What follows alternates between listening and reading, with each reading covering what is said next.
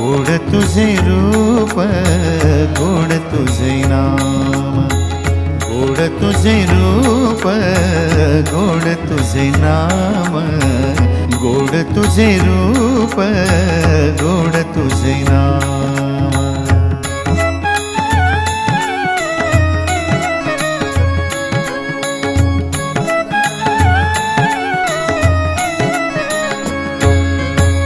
विठू माऊली ये हाची वरदे, विठू माऊली ये हाची वरदे,